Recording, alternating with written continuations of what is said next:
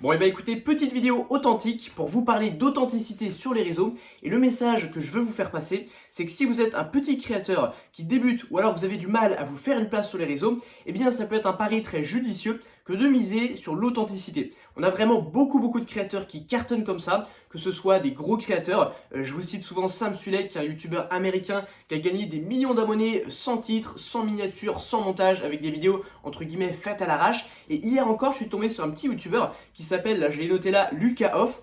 Et le mec fait des petites vidéos dans sa chambre, pareil, pas de miniature, pas de montage. Et puis il fait une moyenne de 2-3 000 vues, voire 3-4 000 vues par vidéo, alors qu'il a que 6 000 abonnés. Et franchement, ces vidéos, c'est juste, voilà, il balance une réflexion comme ça, il balance 2-3 conseils assez humains, et résultat, arriver à faire 3-4 000 vues avec des vidéos qu'il tourne probablement en 20-30 minutes, bah c'est quand même assez sympa. Du coup voilà, l'idée en fait c'est qu'il ne faut pas copier les gros créateurs, vous risquez simplement de faire la même chose au moins bien, parce que vous n'avez pas leurs moyens, vous n'avez pas leurs équipes, vous n'avez pas leur budget, donc forcément c'est un très mauvais pari, et ça peut même vous empêcher de vous lancer.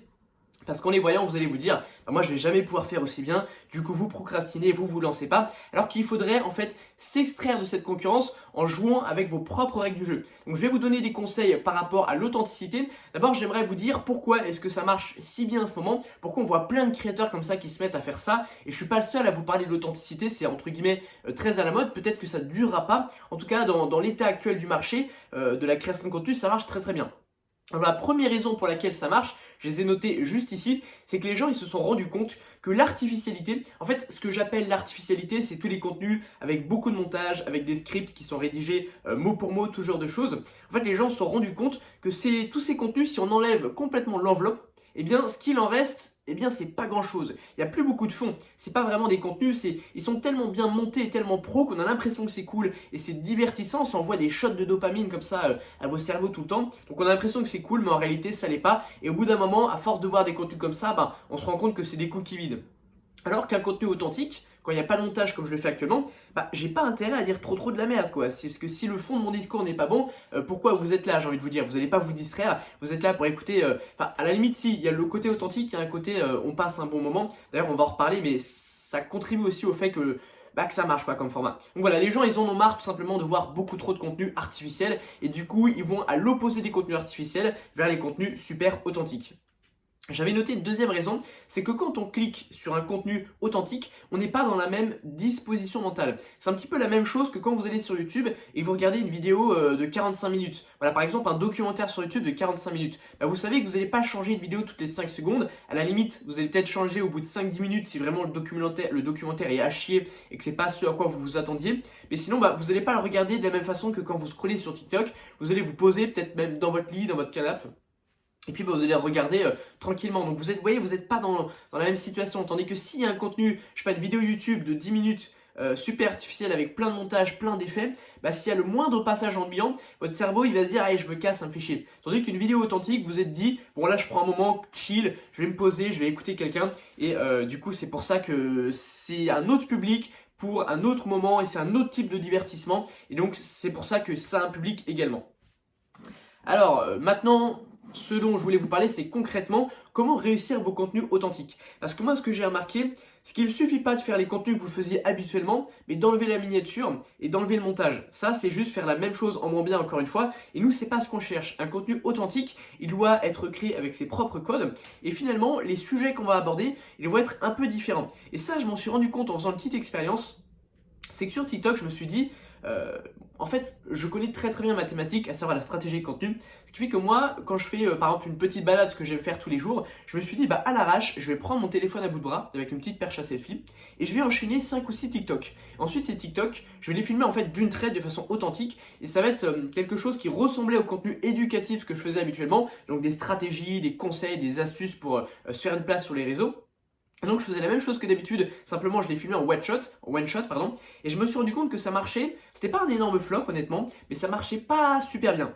Et donc je me suis posé des questions, pourquoi ces contenus-là authentiques ne marchent pas, alors qu'il y a d'autres types de contenus authentiques que je fais et qui ont beaucoup de succès. Et la question, la réponse à ça, c'est que sur un contenu authentique, on attend que le créateur, il soit sur des sujets propices à l'authenticité. Ça veut dire qu'on va plutôt que faire des contenus éducatifs, on va plutôt s'attendre à ce que le contenu aille droit au but, soit bien présenté, qui a un plan, une structure à suivre, etc. On ne veut pas perdre de temps.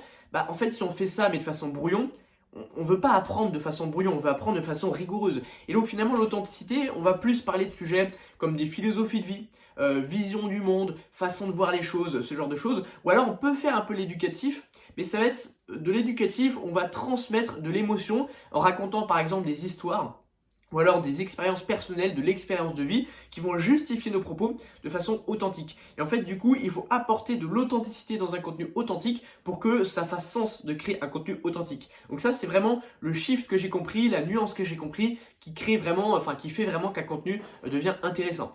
Ensuite, du coup, qu'est-ce que j'ai noté d'autre?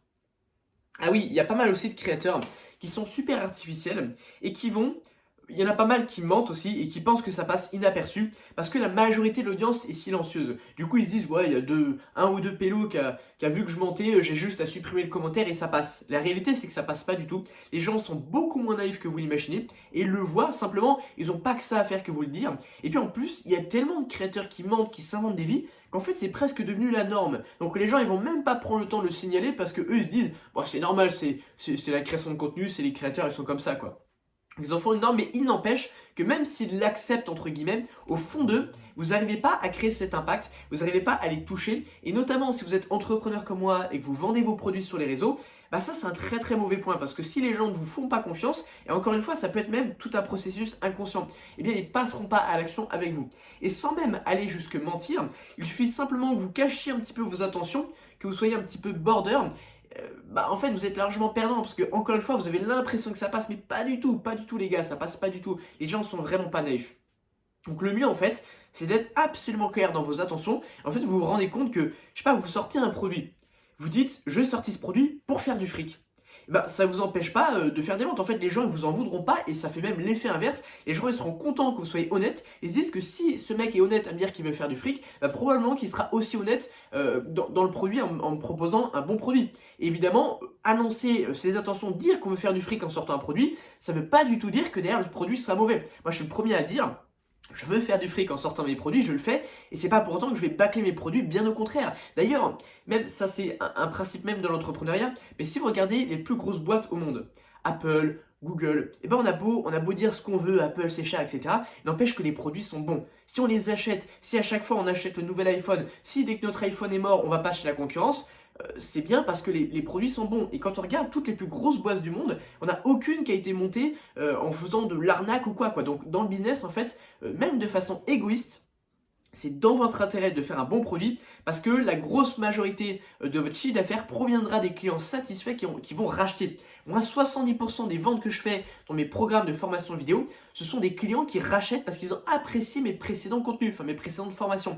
Et si je perdais ces clients, je perdrais une énorme partie de mon chiffre d'affaires, quoi. Donc mon business ne tiendrait pas, il ne serait pas périn à long terme. Donc au final, même d'un point de vue purement égoïste, c'est rentable que de vouloir satisfaire les clients. Voilà, je sais plus pourquoi je vous disais tout ça exactement. Ouais, en fait, finalement, c'est beaucoup plus rentable d'être clair dans vos intentions et de miser sur des contenus authentiques plutôt que de chercher à copier les gros créateurs. C'est un petit peu le fin mot de cette histoire.